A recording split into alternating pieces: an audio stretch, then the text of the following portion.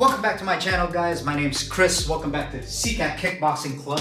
And today I'm going to show you a setup for the overhand right.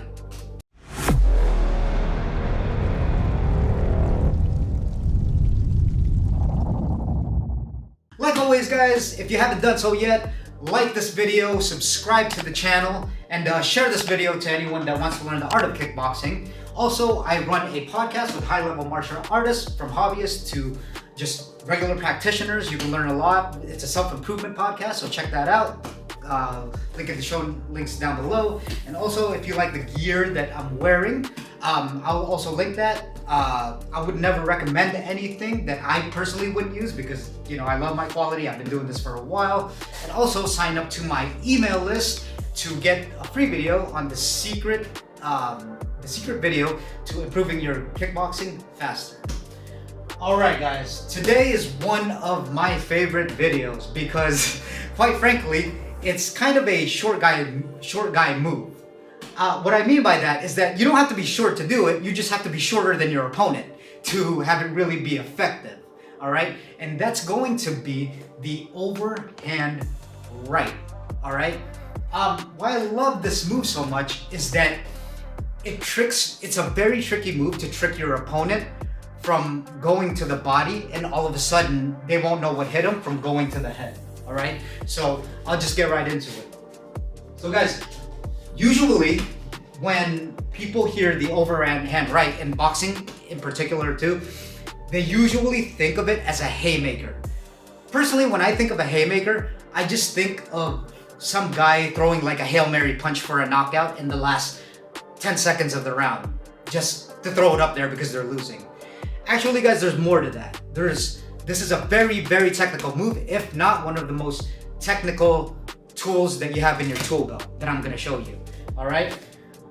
Why? Because it takes a lot of balance in your body and a lot of shifting weight, okay? What I mean by that is that with the overhand right, a lot of people will kind of, like I said, with the Hail Mary, they'll kind of look away and just kind of throw their hands up like this, like you see in street fight videos, right?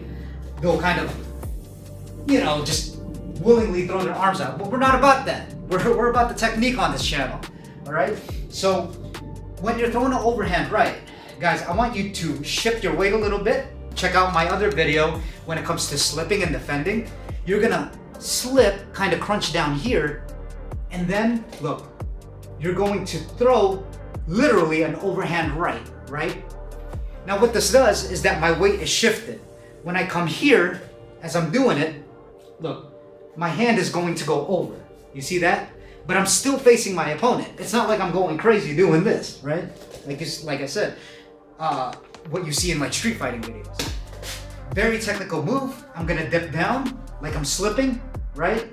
Tricking my opponent for me to come this way to his side. Now, if you notice, now my angle is out of the train tracks, like we talked about in my last video. I'm offline, right? Which makes it even more effective. Because now if he tries to throw a punch, it's gonna go right past me. So when I dip down, I'll throw the overhand right, shift my weight to this side, right? And then I'm gonna hit him up top, where he thinks I'm going to the body, all right? So that's the basic concept. And at the end of this video, towards the end of this video, I'll show you how to actually set it up.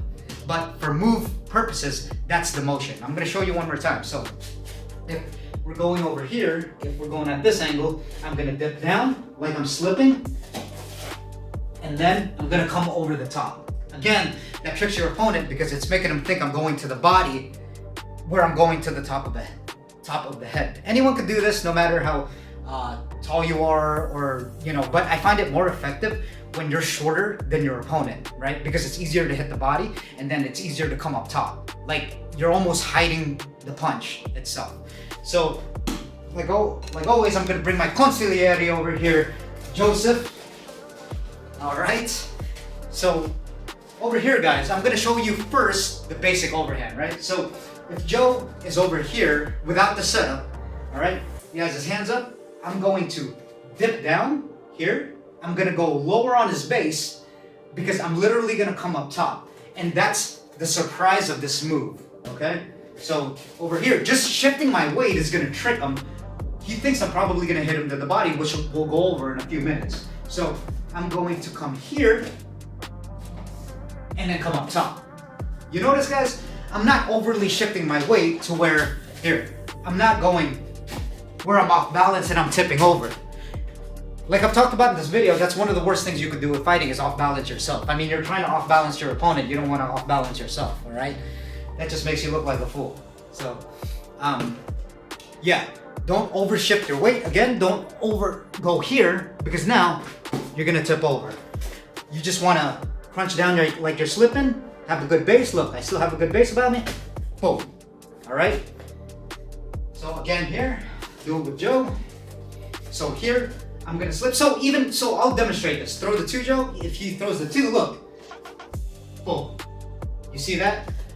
Just so that you guys can see like how my head is coming offline, and it puts me even in a more not vulnerable state because my head weight is shifting, right? Okay. So go ahead, throw the 2, Joe. Boom. You see that? So there's a lot of things going on here. If Joe didn't throw the 2 and I just demonstrated it simply, I'll just kind of come here. Look, my weight shifts. I'm still at a good base. I'm still at a good balance. And then look at where this hand is coming. It's almost a, I'm disguising it, all right? I'm hiding it as I shift my weight. And then he thinks I'm gonna hit him to the body, but look, boom. I'm gonna hit him up top, either behind the ear, on his nose, on his chin, depending on where it lands, okay?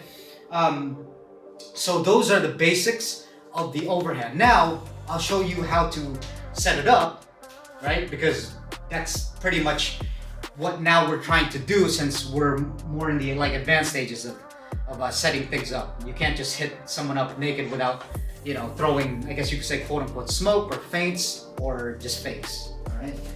So over here, how I like to set up the overhand, this is still very, very basic, guys. I like to stick to the basics, as you know. So if I'm throwing an overhand, I'm gonna distract him with a jab. He's gonna block that, right? Okay? And over here, I'm going to kind of reset back, and then I'll throw like a jab here to his body. Now the reason why I'm gonna throw a jab up top first is to make him block here, and then I'm gonna make him think that I'm gonna throw the jab to his face, but then I'm really throwing it to the body. When I catch him to the body, that's when I know he's gonna react. Or even if I don't catch him to the body, I'm gonna make him know that I'm going to the body. All right? It's kind of like a reverse psychology, kind of trick him kind of thing, okay? So if I go up top, boom, I'll reset back, and then I'll come here, boom. If it hits him, notice his guard down. I kind of really hit him there. Sorry, Joe. You know, he really reacted to that one. So over here, look where his, but this is my point. Look where his guard goes down. It goes down because he's feeling the impact of the body. Even if he doesn't, he's gonna have to react anyway, even if it doesn't hurt. So again, once my weight is shifted, look where I'm at. I'm still nice and balanced. My feet are planted good. And look, it's disguising for me to go up top here to his head. All right? That's the main point of that move. So I'll do it again. You could even do a body shot. I'll do the body shot this time. So I'll jab him here, right? He's gonna react. And look, I'll shift my weight here. Boom. Look where his hands are going. And then pretty soon, I'll boom. Okay? And it's okay if he still has his glove up. You know, if he's still protected. And that's what you should expect from good fighters. If he has his glove up, he's not just gonna put it down. But that overhand, it could land behind his ear, it could land on his chin, it could land like on his temple. It's just a brutal move. But the most important thing I want to insinuate about this move is that it disguises what you're gonna land because your weight shifted, you're shifting levels, right? Like in wrestling or going to the body. And then you're coming up top here where they don't expect it. That's the whole point of the move. So again, I'll show you just with a basic jab. So I'll go jab, and then look, boom, boom. You see that?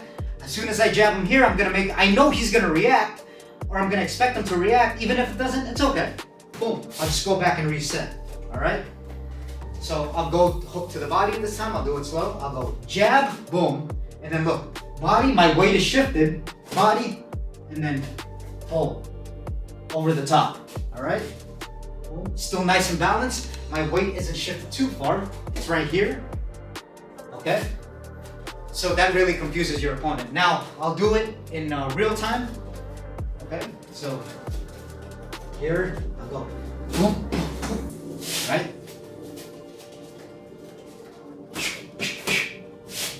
And then I'll do a hook to the body for variation. Right? One more. Coming over the top. All right. It's a very, very tricky move for a fighter taller than you. It's like my bread and butter, honestly. It gets them pretty much almost every time, honestly. Like, I'm not gonna make it predictable, but it's a high percentage hit because it's disguised so well. Anyways, guys, thank you for watching. Till next time, again, like and share this video, subscribe if you haven't done so yet, and thank you for watching.